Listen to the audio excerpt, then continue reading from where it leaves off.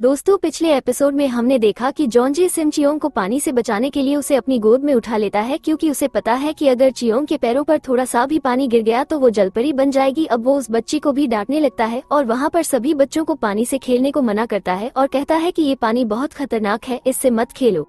अब तो जॉन्जे उसके लिए कुछ ज्यादा ही फिक्र कर रहा था। वहाँ मौजूद सभी लोग उसकी इन हरकतों को देखकर हंसने लगते हैं। वहाँ मौजूद एक औरत चियोंग से कहती है कि अगर तुम्हारा हस्बैंड यहाँ तुम्हें मनाने आया है तो फिर तुम चली क्यों नहीं जाती उसके साथ यहाँ से, क्योंकि इसने हमारी नाक में दम कर रखा है, हम यहाँ चैन से रहना चाहते हैं। फिर हम देखते हैं कि टीना चियोंग से यहाँ मिलने आई होती है। वो चियोंग को अपने स्कूल में होने वाले इवेंट में आने के लिए कहती है, क्योंकि उसके पेरेंट्स तो वहाँ आ नहीं सकते। यहाँ स्कूल इवेंट में जिनजू अपनी लड़की के लिए आई होती है। उसकी लड़की टीना का मजाक बनाकर कहती है कि इसकी मम्मी तो किसी भी इवेंट में नहीं आती, और तभी सिम चियोंग वहाँ आ जाती है। जिनजू उसे देखकर हैरान रह जाती है कि ये तो हमारी गेस्ट है, ये यहाँ क्या कर रही है। और फिर जॉन्जे और उसके दोस्त भी यही आ जाते हैं। चियोंग जॉन्जे से कहती है कि तुम्हें कैसे पता चला कि मैं यहाँ आ रही हूँ। जॉन्जे कहता है कि मुझे हर बात का पता रहता है।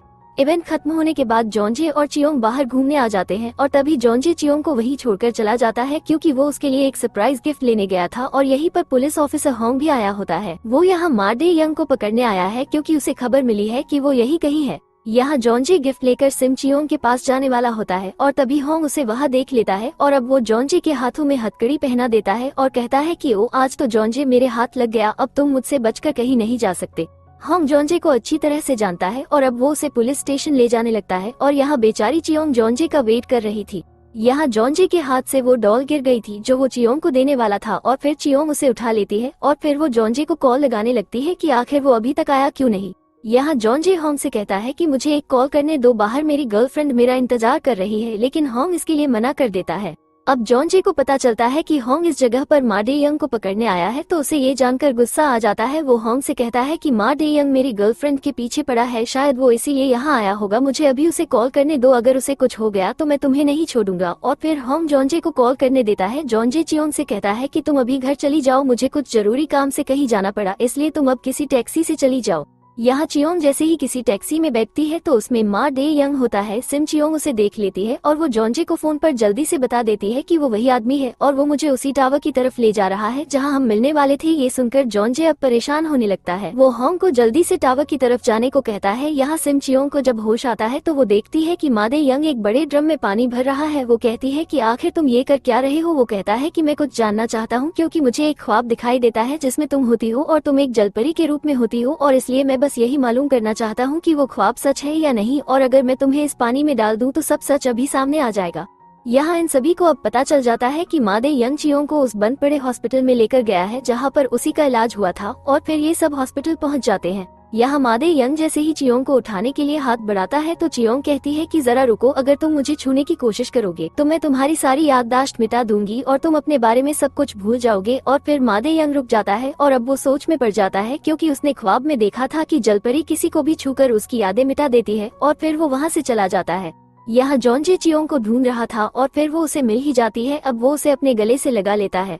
अब जॉन्जे और चियोंग घर आ जाते हैं और उनके साथ ऑफिसर होंग भी आ जाता है। नमदूंग होंग को देखकर चौंक जाता है, क्योंकि इन सब की ऑफिसर होंग से काफी पुरानी जान पहचान है। यहाँ जॉन्जे सिम चियोंग को बताता है कि ये घर मेरा नहीं है, ये बस मैंने 2 साल के लिए किराए पर लिया है, बस यहाँ का सारा सामान मेरा है और 1.5 साल बाद मैं यहाँ से कहीं और शिफ्ट हो जाऊंगा और तुम भी मेरे साथ ही चलना और यहाँ का सारा सामान उठाने में मेरी मदद करना। यहाँ जॉन्जे होंग से कहता है कि तुम्हारे पास मेरे खिलाफ कोई सबूत नहीं है, इसलिए तुम मुझे अभी गिरफ्तार नहीं कर सकते, इसलिए पहले तुम मा डे यंग को पकड़ो और मेरा मामला बाद में संभाल लेना, और उसे पकड़ने में मैं तुम्हारी मदद करूंगा और मैं तुम्हें यकीन दिलाता हूँ कि मैं अब कहीं नहीं जाऊंगा। यहाँ चियोंग अपने दिल में ये बातें सोचकर पागल हो रही थी कि जॉन्जे ने आखिर उसे घर का सामान उठाने को क्यों कहा था। क्या सामान उठाने का मतलब शादी करना होता है, या फिर वो किसी और से शादी करना चाहता है और मुझसे सिर्फ सामान उठवाना चाहता है। यहाँ जॉन्जे उसके दिल की बातें सुनकर हंस रहा था। अब वो कहती है कि तो फिर उसने मेरे बालों को क्यों छुआ था, क्या उसे मुझसे सच में प्यार है या फिर उसे मेरे बाल पसंद हैं। अरे नहीं, उसे सच में मुझसे प्यार है, क्योंकि ये तो दास्ताने इश्क की शुरुआत है। अब वो खुश होने लगती है और फिर वो ये सोचकर फिर से उदास होने लगती है कि अगर उसे मुझसे प्यार है तो वो मुझसे झगड़ता क्यों है। अरे नहीं, वो मुझसे प्यार नहीं करता। और फिर वो बार बार फिजूल की बातें सोचती रहती है। उसकी ये बातें सुन सुनकर जॉन्जे भी पागल हो रहा था, उसे नींद नहीं आ रही थी और फिर वो उसे डांटकर कहता है कि तुम सो क्यों नहीं रही हो और ज्यादा सोचा मत करो, और फिर वो उसे गुड नाइट कहकर सोने चला जाता है। लेकिन चियोंग अब भी नहीं सोती है, वो फिर से सोचने लगती है और कहती है कि उसने मुझे गुड नाइट क्यों कहा, क्या वो सच में मुझसे प्यार करता है या नहीं, तो फिर वो मुझसे सामान उठाने को क्यों कह रहा था। यहाँ कांग सेओ ही अपने हस्बैंड की दवाइयाँ बदल रही होती है क्योंकि वो उन्हें अंधा करना चाहती है और तभी ची हायन उसे ये सब करते हुए देख लेता है और फिर वो उन दवाइयों को निकाल कर देखने लगता है। यहाँ जॉन्जे चियोंग से कहता है कि आज हम तीनों क्रिसमस ट्री खरीदने बाहर जा रहे हैं, इसलिए तुम घर पर अकेली रहना और अपनी मर्जी से कुछ भी करना। लेकिन चियोंग इस बात का गलत मतलब समझने लगती है। वो सोचती है कि कहीं जॉन्जे ये तो नहीं चाहता कि मैं यहाँ घर में अकेली तड़प तड़प कर मर जाऊँ। ये सुनकर जॉन्जे कहता है, अरे तुम बिल्कुल पागल हो, और फिर वो उसके गालों को खींचने लगता है। ताएओ और नमदू जॉन्जे से कहते हैं कि ऐसा क्यों कर रहे हो, उसे दर्द हो रहा होगा। अब चियोंग अपने दिल में कहती है कि उसने मेरे गाल पकड़े तो मुझे दर्द हो रहा है, लेकिन ये एहसास बहुत अच्छा लग रहा है, लेकिन उसे भी तो ऐसा महसूस होना चाहिए। और फिर वो जॉन्जे के भी गाल खींचने के लिए उसे पकड़ने लगती है, लेकिन जॉन्जे उसे ऐसा करने से रोक लेता है और कहता है कि तुम ज्यादा मत सोचा करो, समझी। लेकिन वो फिर से सोचने लगती है। अब जॉन्जे फिर से पागल होने लगता है। अब वो कहती है कि क्या मैं जॉन्जे को पसंद हूँ या नहीं, या शायद अब तो वो मुझे पसंद करने लगा होगा, या फिर नहीं करता है वो मुझे पसंद।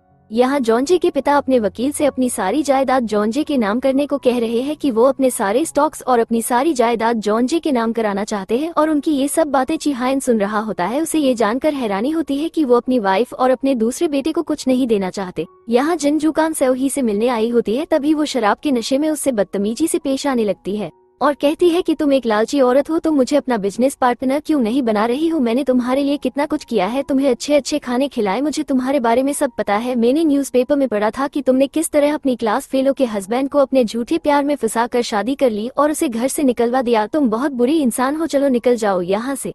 यहाँ ये सब लोग क्रिसमस सेलिब्रेट कर रहे होते हैं। चाशिहा भी यही आई होती है। अब चियोंग भी रेडी होकर बाहर आ जाती है। आज वो बहुत प्यारी लग रही थी और तभी ताएओ अपने फोन में फिर से उसकी फोटो क्लिक कर लेता है। जॉन्जे उससे कहता है कि मैंने तुम्हें पहले भी मना किया था फोटो खींचने से। चाशिहा तो ये सोच रही थी कि वो उसकी फोटो ले रहा था। यहाँ चाशिहा चियोंग से कहती है कि तुम तो यहाँ से चली गई थी, तो अब वापस क्यों आ गई हो? ये कोई तुम्हारा घर नहीं है जो मुंह उठाकर यहाँ आ जाती हो तुम। चियोंग कहती है कि ये मेरा घर है, मैं यहाँ कभी भी आ सकती हूँ, और वैसे भी मैं और जॉन्जे 1.5 साल बाद यहाँ से किसी दूसरे घर में शिफ्ट हो जाएंगे। चाशिहा कहती है, ओ अच्छा, तो क्या जॉन्जे अब तुमसे शादी करने वाला है? चियोंग कहती है, नहीं, अभी तो उसने ऐसा नहीं कहा है, लेकिन उसने मुझसे प्यार करने के बारे में सोच रखा है। चाशिहा कहती है, वो ऐसा तो किसी से भी कह सकता है, ये कोई प्यार नहीं है, उसने बस तुम्हें एक मछली की तरह जाल में फंसाया है, तुम शायद उसे ठीक से जानती नहीं हो।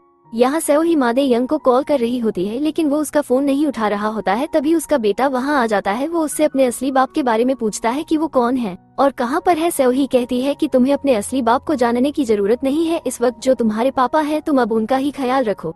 यहाँ चाशिहा ने बाहर ताएओ को मिलने के लिए बुलाया है। वो उसे अपनी फोटो दे रही है। वो कहता है कि मैं इस फोटो का क्या करूँगा? चाशिहा कहती है, तुम मेरी फोटो लेना चाह रहे थे तो ये लो, मैं अपनी फोटो खुद तुम्हें दे रही हूँ, इसे रख लो।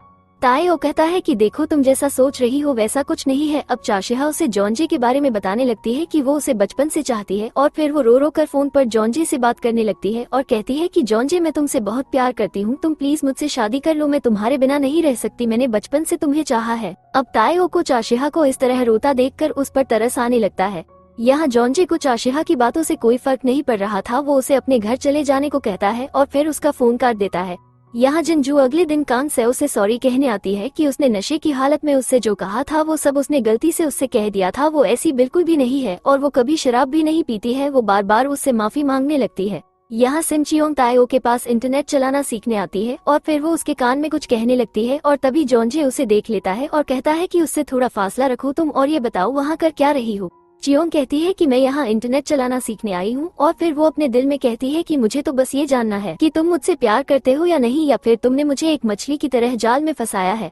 उसकी ये बात सुनकर जॉन्जे उस पर जोर से चिल्लाने लगता है और कहता है कि मैं ये बात तुम्हें बार बार बताऊंगा, तब समझ में आएगा क्या? ये सुनकर चियोंग हैरान रह जाती है कि ये आखिर क्यों उस पर चिल्ला रहा है। यहाँ जॉन्जे के पिता डॉक्टर के पास आए होते हैं। वो डॉक्टर को बताते हैं कि उनकी आंख की रोशनी अब और भी ज्यादा कमजोर होती जा रही है। अब डॉक्टर ये जानकर हैरान रह जाते हैं क्योंकि जो दवाई उन्होंने खाने को दी है वो तो बिल्कुल ठीक है, लेकिन वो आपको फायदा क्यों नहीं दे रही है, और इसलिए अब वो उनकी आंख का ऑपरेशन करने को कहते हैं। अब जॉन्जे के पिता यहाँ हॉस्पिटल में बाहर बैठे होते हैं और तभी जॉन्जे की माँ वहाँ आ जाती है और वो उन्हें देख लेती है। उन्हें उनको यहाँ देखकर हैरानी हो रही थी, लेकिन जॉन्जे के पिता तो उन्हें अपनी आंखों से देख नहीं पा रहे थे। वो यही सोच रहे थे कि शायद कोई औरत खड़ी उनको देख रही है, और फिर सेओही आकर उन्हें अपने साथ ले जाती है। अब जॉन्जी की माँ अपने पास्ट के बारे में सोचने लगती है। जब सेओ ही उसकी दोस्त हुआ करती थी, वो एक दिन उसके घर आई हुई थी और बता रही थी कि उसके हस्बैंड की मौत हो गई है और उसे अपने लड़के की परवरिश करने में बहुत परेशानी हो रही है। अब जॉन्जी की माँ कहती है कि तुम फिक्र मत करो, मेरे हस्बैंड के पास बहुत सारा पैसा है, मैं उनसे कहकर तुम्हारी मदद करूंगी, तुम बस उनके ऑफिस में चली जाना। अब शायद उन्हें पछतावा हो रहा था कि उस औरत को उन्हें अपनी दोस्त ही नहीं बनाना चाहिए था। तो दोस्तों, यहीं पर ये एपिसोड खत्म होता है। तो जल्दी ही मिलते हैं नेक्स्ट एपिसोड में।